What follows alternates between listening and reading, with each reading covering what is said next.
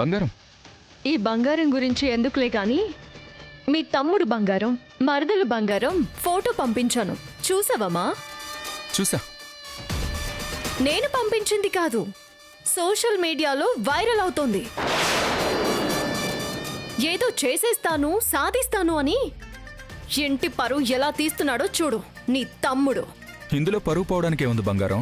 వాయుపుత్ర చిన్న కొడుకు ఏ మర్డరో మానభంగమో చేశాడంటే బాధపడాలి కానీ ఇంత పెద్ద అంపైర్ ఉండి కూడా వాడి కాళ్ళ మీద వాడు నిలబడ్డానికి ప్రయత్నిస్తుంటే బాధెందుకు బంగారం? గర్వపడాలి. డబ్బుందన్న పొగరుతో ఇంపోర్టెడ్ కార్లలో కళ్ళు నెత్తికెక్కి రోడ్ల మీద కాకుండా జనాల మీదకెక్కిస్తూ పోతే బాధపడాలి కానీ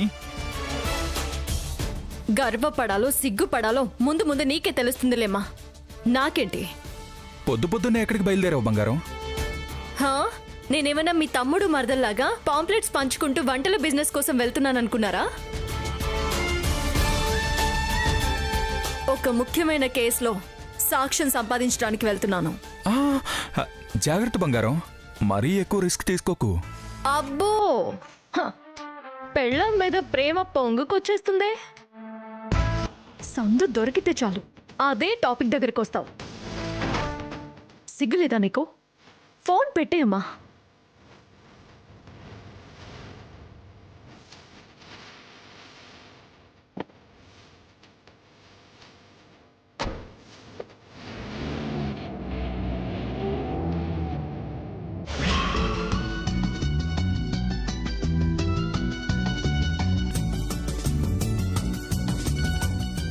ఇంట్లో కూర్చుని వంటలు చేస్తే డబ్బులు వస్తాయంటే ఎవరు కాదంటారు?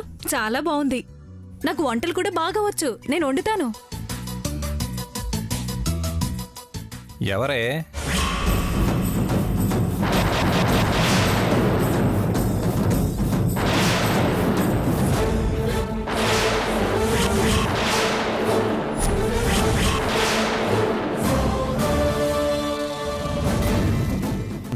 నన్ను ఖాళీగా ఉన్నానంటవా?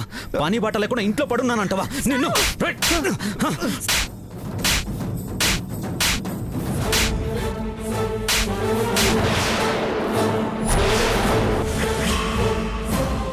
నీ గురించి మొత్తం తెలుసుకున్నాను.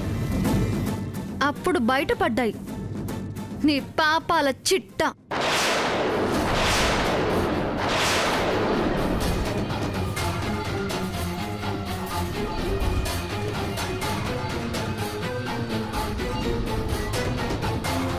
ఏమండి, ఈ కొత్త బిజినెస్ చూడండి ఎంత బాగుందో. ఎవరో వంటలు ఆర్డర్ ఇస్తారట, అవి మనం వండితే ఇదిగో వీళ్ళు తీసుకెళ్ళి మనకి డబ్బులు ఇస్తారట. నేను వండుదాం అనుకుంటున్నాను, ఏమంటారు? ఏడ్చావులే గాని లోపలికెళ్ళు. ఏం మగాడో ఏంటో, ఏ పని చేయనివ్వడు. ఏంటమ్మా బాబుని ఇలా చేశావు? నా బండారం బయట పెడతానని బాబునేంటి ఇలా రోడ్డున పడేశావు?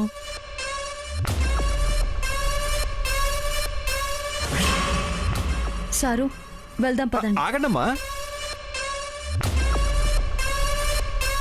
వాయుపుత్ర కొడుకు, 100 కోట్లకి వారసుడు, ఇలా వంటలు చేయించి అమ్ముకునే పరిస్థితి వచ్చిందంటే నన్ను కొట్టినట్టుగాని ఇంకెవరినైనా కొడితే ఆఫీస్ నుంచి గెంటేశారా, లేకపోతే ఇంట్లో నుంచే గెంటేశారా? పిచ్చి పిచ్చిగా వాగా ఉంటే పళ్ళు రాలిపోతాయి. సారు, సారు వద్దు. వదులు టైలర్, ఇచ్చింది సరిపోలేదు. ఇంకో 4 తగిలిస్తే నోరు మూసుకుని కూర్చుంటాడు. నువ్వు కొడితే చెంప తడుముకుంటూ రావడానికి ఇది నీ ఇల్లో ఆఫీసో కాదు, నా ఇల్లు. హే, నీలాంటి ఏదో తనడానికి ఎక్కడైతే ఏంట్రా? సారు, ఆగమని చెప్తున్నాను కదా, ఆగండి.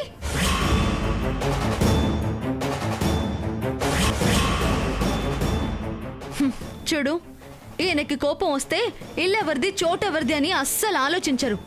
తప్పు ఎవరిది అని మాత్రమే ఆలోచిస్తారు.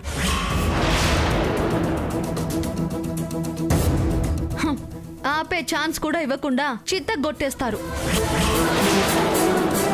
అనవసరంగా ఈయనని రెచ్చగొట్టి పెళ్ళా ముందు పరువు తీసుకోవద్దు.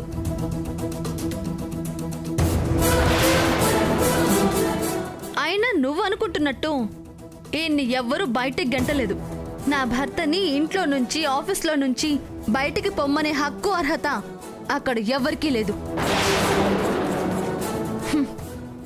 కానీ నీ బతుకు చిట్టా విప్పాను అంటే నీ భార్య నిన్ను ఇంట్లో నుంచి బయటికి తరిమేస్తుంది.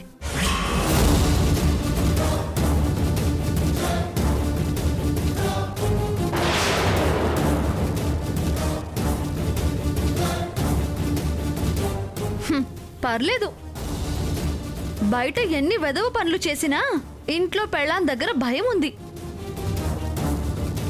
కాబట్టి ఛాన్స్ దొరికింది కదా, నోరు ఉంది కదా అని ఇష్టం వచ్చినట్టు వాగి ఉన్న పరువు తీసుకోకుండా ఒళ్ళు దగ్గర పెట్టుకుంటే మంచిది.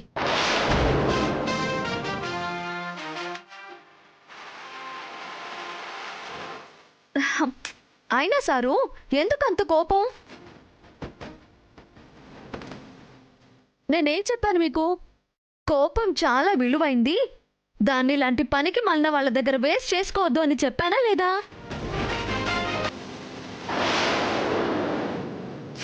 మన దారిలో ఇలాంటి ముళ్ళ కంపలు ఎన్నో ఎదురవుతాయి సారు. గుచ్చి కోపం తెప్పించాలి అని చూస్తాయి, గమ్యం చేరుకోకుండా అడ్డుకోవాలి అని చూస్తాయి, ఓడిపోతే నవ్వి వెక్కిరిస్తాయి.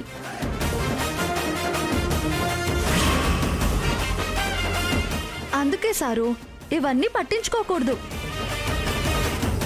నవ్వుతూ తీసి పక్కన పడేసి మనం ముందుకు పోతూ ఉండాలి, అంతే. ఆ నవ్వే వాళ్ళకి 100 చెంప దెబ్బలతో సమానం.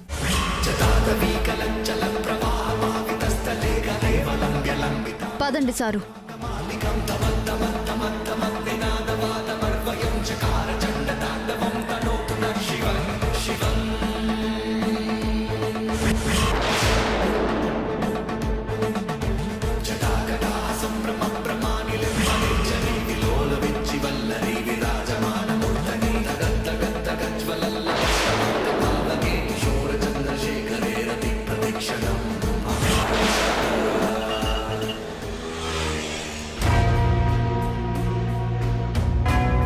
కార్లు కూడా వదిలేసి కాళ్ళు నేల మీద పెట్టి లక్ష్యం వైపు నడుస్తుంటే బాధెందుకు బంగారం?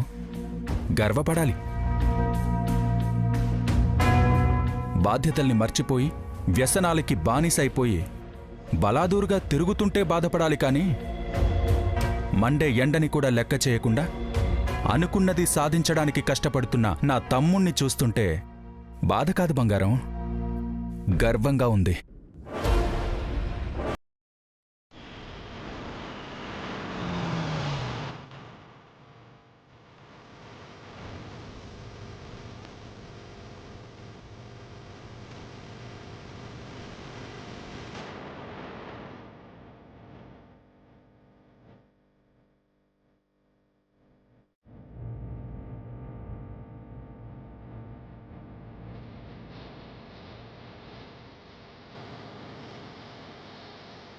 నమస్తే మేడం, ఏం కావాలి మేడం?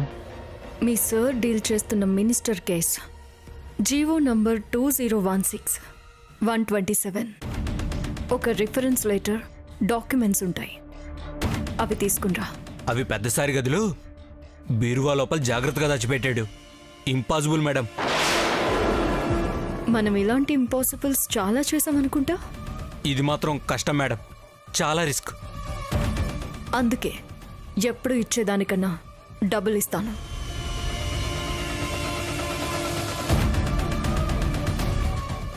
కానీ మేడం. వెళ్ళి తీసుకురా. సరే మేడం, ట్రై చేస్తా. ట్రై చేయడం కాదు, వెళ్ళి త్వరగా తీసుకురా. వెళ్ళ.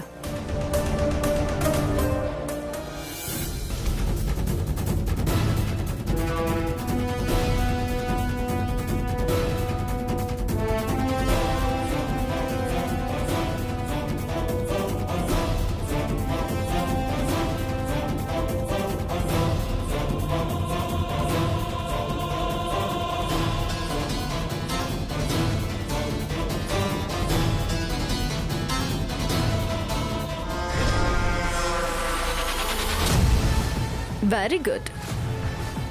మరి నా విషయం మేడం? గూగుల్ పే చేసేసాను, చూసుకో. Thank you madam. మంచిది.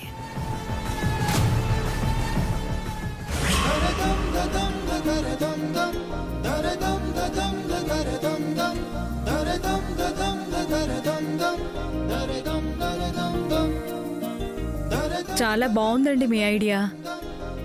ఇంటి దగ్గర వంటలు వండితే డబ్బులు వస్తాయంటే ఎందుకు కాదంటాం?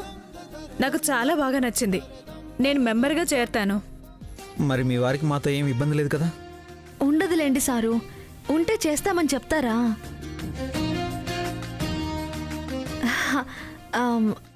అంటే చాలా మందికి ఇష్టం ఉన్నా వాళ్ళ భర్తకి ఇష్టం లేదని జాయిన్ కావడం లేదు.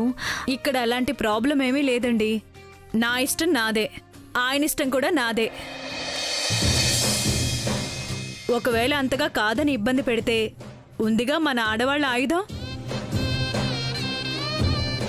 గృహహింస చట్టం.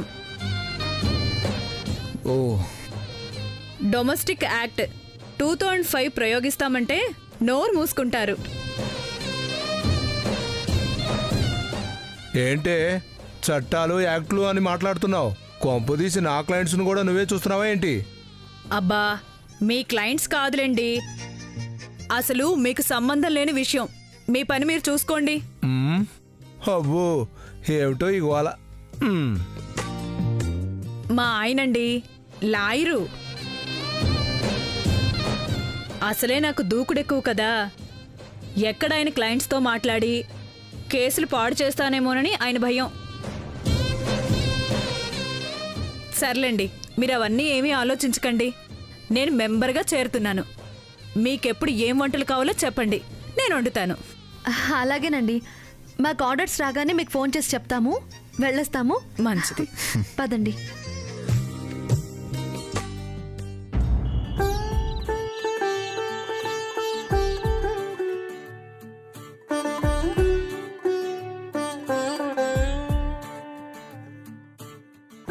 సారు, ఏంటి అప్పుడే ఫ్రెష్ అయిపోయారా?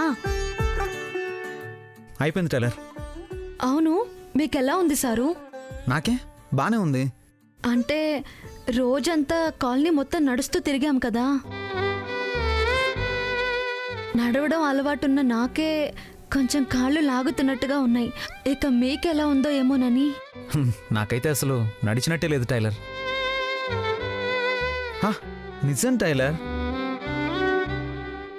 అందరికి పాంప్లెట్స్ పంచుతూ వాళ్ళకి మన ఐడియా నచ్చి చేస్తామని ముందుకొస్తుంటే ఆ ఉత్సాహంలో నడిచి వెళ్తున్నావా, కారులో వెళ్తున్నావా, ఇవన్నీ గుర్తే లేదు.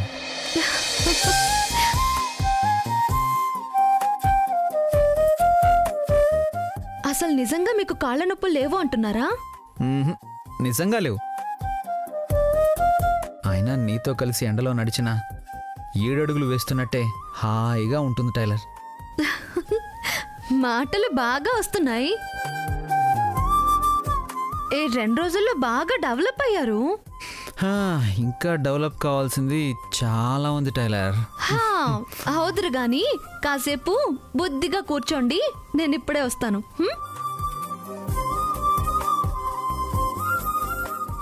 అమ్మా,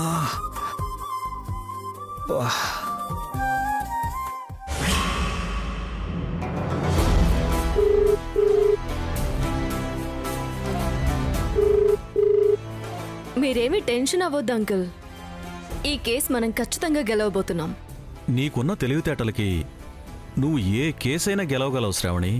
నాకా నమ్మకం ఉంది.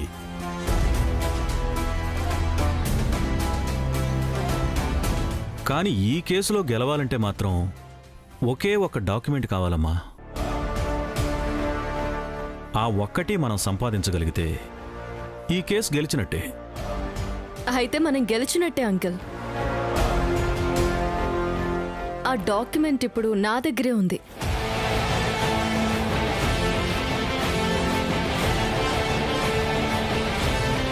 నిజమా? ఆ డాక్యుమెంట్ నీ దగ్గర ఉందా? అది మినిస్టర్ అయిన వాళ్ళకి కాంట్రాక్ట్ అంటకడుతూ సంతకాలు చేసిన డాక్యుమెంట్ అమ్మా. అది బయటపడితే ఇంకా మినిస్టర్ అక్రమాలన్నీ బయటపడినట్టే. దాన్నెలా సంపాదించావు? ఎలా సంపాదించావు? How it is possible?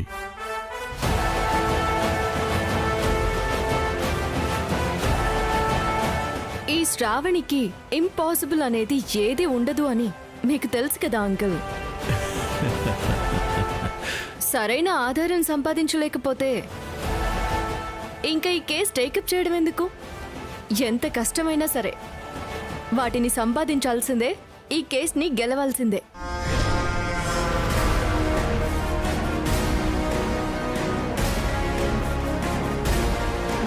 నువ్వు లాయర్వి కాకుండా డిటెక్టివ్ అయి ఉండాల్సిందమ్మా.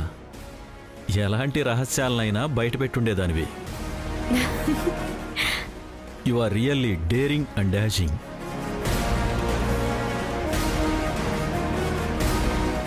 Thanks uncle. సరేనమ్మా, కేస్ కంప్లీట్ అయ్యేంత వరకు ఆ డాక్యుమెంట్ జాగ్రత్త. Don't worry uncle, I will take care. Good night.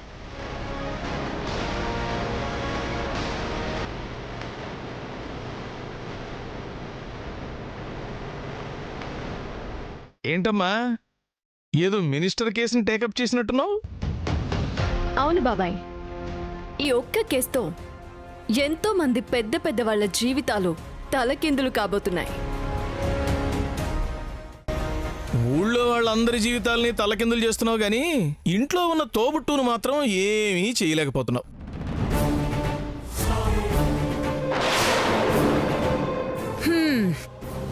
ఎంతైనా తోడబుట్టింది కదా శోభన్ రాజు. బయట వాళ్ల జీవితంతో ఆడుకున్నంత ఈజీగా చెల్లెల జీవితంతో ఆడుకోలేదు కదా. ఎవరు చెల్లెలు? ఆ కుట్టు మిషనా? నాకు తోడబుట్టిన దాన్ని కడుపులో ఉన్నప్పుడే బద్ధశత్రువుగా అనుకున్నాను. దాన్ని శత్రువులా చూశాను. దాన్ని నాకు ఎంత దూరంగా ఉంచాలనుకుంటే నాకు అంత దగ్గరగా వచ్చింది. ఇంక దాన్ని భరించేది లేదు. ఎలాగైనా నేను ఈ ఛాలెంజ్లో గెలవాలి, దాన్ని ఇంట్లో నుంచి బయటికి పోయేలా చెయ్యాలి.